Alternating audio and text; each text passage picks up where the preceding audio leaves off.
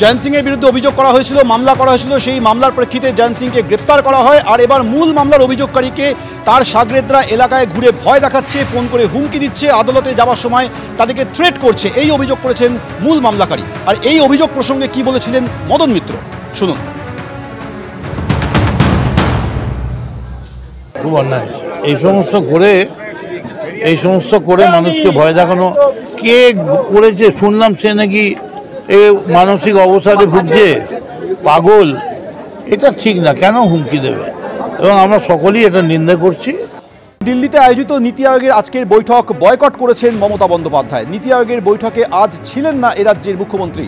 সব রাজ্যের মুখ্যমন্ত্রীদের নিয়ে প্রধানমন্ত্রীর সভাপতিত্বে বৈঠকে গড়হাজির রইলেন মমতা বন্দ্যোপাধ্যায়।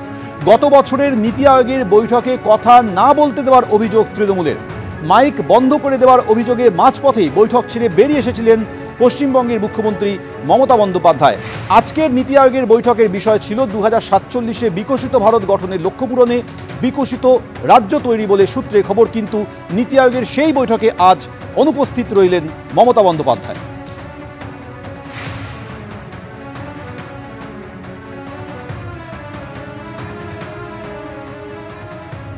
গত বছর বৈঠকের মাঝপথে বেরিয়ে এসে কি অভিযোগ করেছিলেন মমতা বন্দ্যোপাধ্যায়, দেখুন।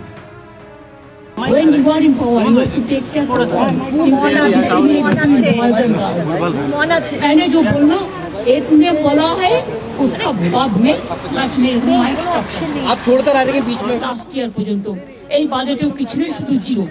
এইটুকু বলার সাথে সাথে আমার মাইকটা স্টপ করে দিয়েছে। আমি বললাম why you discriminate, why you stop me?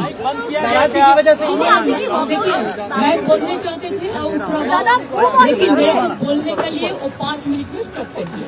जब हमारा से बहुत आगे जो बोला है 5 जन, उन लोगों ने कोई भी গত বছর নীতি আয়োগের বৈঠক থেকে মাঝপথে বেরিয়ে এসে মমতা বন্দ্যোপাধ্যায় অভিযোগ করেছিলেন যে 5 মিনিট বলার পরই তার মাইক বন্ধ করে দেওয়া হয়েছিল, তাকে বলতে দেওয়া হয়নি। সেজন্যই সেই অভিযোগে তিনি বাইরে বেরিয়ে এসে এই বৈঠক বয়কট করেছেন বলে জানান গতবার। কিন্তু এবারও মমতা বন্দ্যোপাধ্যায় নীতি আয়োগের বৈঠক বয়কট করলেন।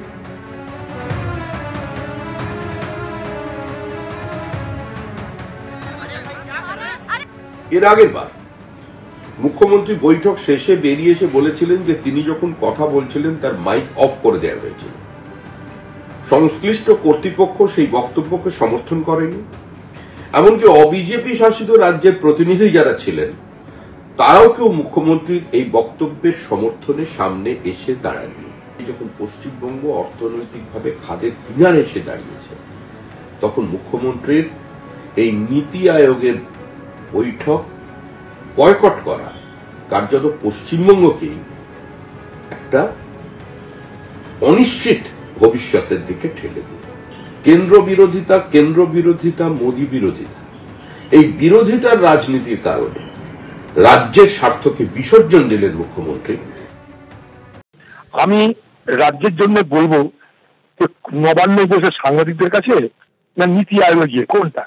আমাকে তো রাজ্যের দাবি করতে হবে সেই সমস্ত প্রতিষ্ঠানের কাছে, সেই সমস্ত সরকারি সেই সমস্ত ইনস্টিটিউশনের কাছে। সেইখানে আমি মুখ ভার করে আমি বললাম আমি যাব না। এটা মুখ ভার করার জায়গা নয়, এটা আপনার কাজ আদায় করে নেওয়ার জায়গা। আপনি কতটা দক্ষ, যোগ্যতার প্রমাণ আপনি দর কষাকষি করে কেন্দ্রের সরকারের কাছ থেকে রাজ্যের জন্য বেশি করে আদায় করে নিয়ে আসবেন। আপনি আদায়কারী হিসাবে যাবেন। এখানে কেউ কাউকে দয়া করে না। আপনার মুখ ভার হয়ে যাচ্ছে হঠাৎ করে, আবার আপনার মুখ খুশি হয়ে যাচ্ছে হঠাৎ করে, এটা আমাদের মাথায় ঢুকছে না।